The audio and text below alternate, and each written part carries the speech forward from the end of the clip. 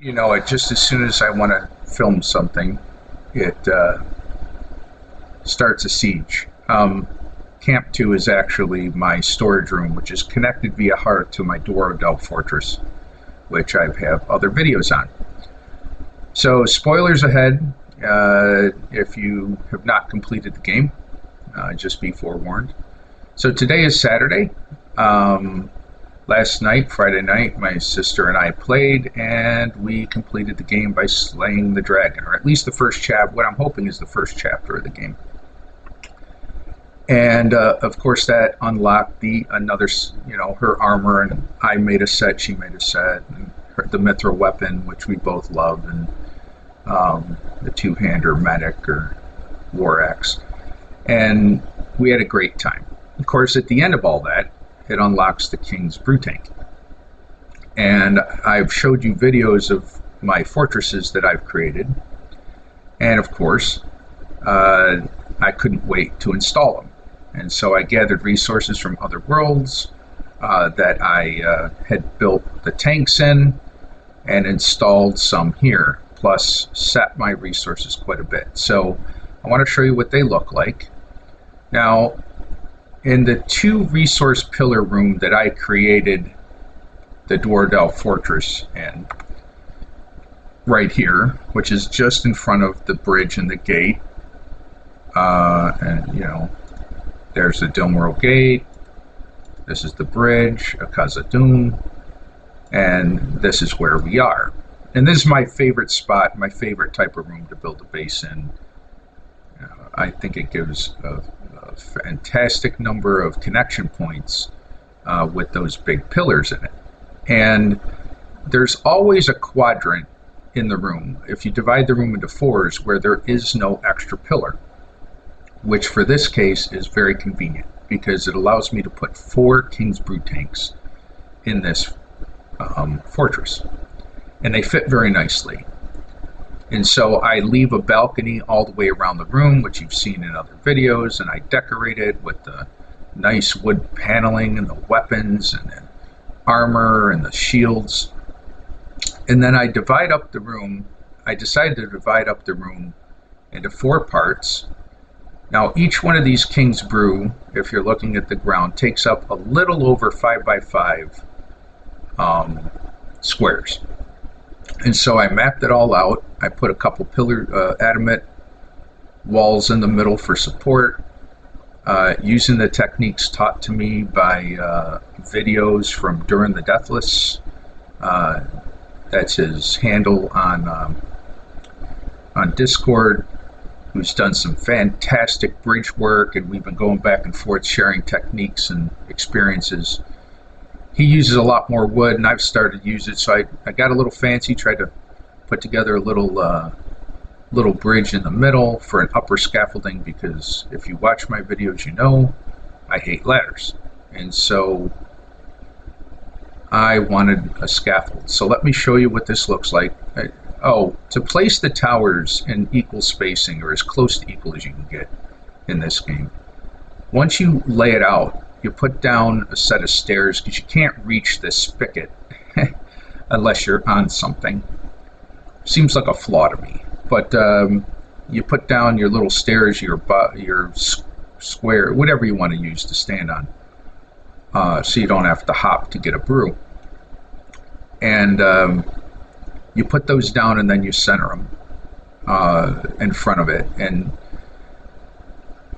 it'll turn red if it collides with something. There are a couple of times where I've gotten a collision that caused the tank to disappear, so word of advice, don't start making any brew until you load and unload a couple of times. I know that sounds like a horrible pain, but I've had a very disappointing time where I put in my first brew tank and I had it butting up against something, and I started a brew, logged in and out a couple, over a day, and then the tank and everything disappeared. And I was like, oh my God, that is horrible. Now, it is a challenge. I like building builds where I can put 7 tanks in these, and I have 2 now. I'll show you one in a minute. One's the brewery in the sky, which I saw someone else do in video. and I did my own version. And then there's this one. Not this one. There's the Crossroads Fortress. This one can only take 4. Now, it just so happens, in my opinion, you only need 4 to have a good time in the game. So let's look at the King's Brew tank here for a second. There are 7 brews, and I brew them all in smalls and medium tanks, so I always have them available. And in my rooms, I like putting Evening Ale, Hobgoblet Lager, and sometimes Ironheart Stout, because the Hobgoblet and the Ironheart Stout are very useful if you're going out and doing work like repairs or just general adventuring. And of course, everyone wants the random buff from the Evening Ale. But the 4 I use are the Hobgoblet Lager, the Miravar, and the Ironheart Stout. Those give really good buffs. Now, the Miravar, some people say, well, what about the poison from Scour Pilsner? Well, if you have Miravar on you with a couple of brew skins, it'll keep you healed through poison.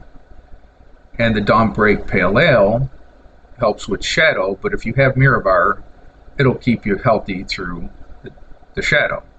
So Miravar is the catch-all for all of these. Now, I haven't started any brews here because I moved a bunch of my resources to the Crossroads, my last facility that I built. But I only use 4. So I use these 3, and then usually Dawnbreak Pale Ale, Scour Pilsner, because my Evening Ale is always in the bedrooms that we sleep in. I don't use Orcish Medicine because the negative is just too much for me. I find it not useful. If someone has an instance where they find it really useful, could you let me know? Because, I mean, I brew a tank of it, but I never use it. All right, so let me show you upstairs. Oh, by the way, I did get a little feedback I've been thinking about.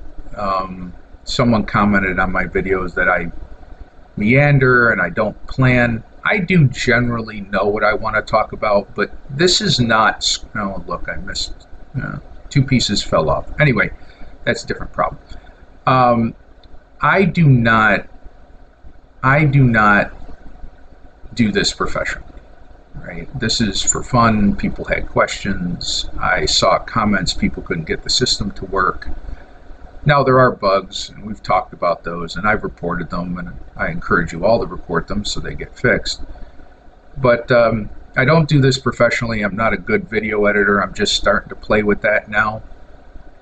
And I generally know what I want to talk about, but I want you to see, like when I do my demonstrations, I want you to see the game as it's being played. I want you to see the struggle. I want you to see how I do things, the way I move. And so, yes, it can take a long time, and my videos aren't for everyone, and I understand that, and I'm okay with that. But if it bothers you, I apologize, but this is pretty much what it is. So this scaffolding is very nice. You can come up here, you get at all your tanks. There's a nice central platform. I may put a railing on it, though dwarves seem very much against railings. I like putting them on because I'm constantly falling off things when I'm not paying attention. Anyway, beautiful here. I'm going to pause the video for a minute to save a little time of your viewing time, and I'm going to show you the 7 brew tanks I was able to put in the Crossroads. Be right back. Okay, we're back. One quick stone trip to the Crossroads fortress that I built that I have an entire video on. Very stable build, but I was able to fit all 7 brew tanks, King's brew tanks, up here. Now, I knew I could fit 6, and I was actually able to squeeze in 7 with plenty of room. And so we are looking at the beautiful view We are on this scaffold on top of the bridge. 5 brew tanks to the left, 2 to the right. And it is a beautiful sight. There's plenty of room, unfortunately, to use the ladders. I could not figure out a way to build a scaffold that'd get to it that was stable. I think I'm hitting that maximum height limit since this is very high up off the ground. Let me see if I can take the express elevator here. Ugh. Okay. Look at that. Nice view there with the grand hearth and all 7 tanks. I haven't started brewing anything yet. Like I said, I wait to make sure it's stable.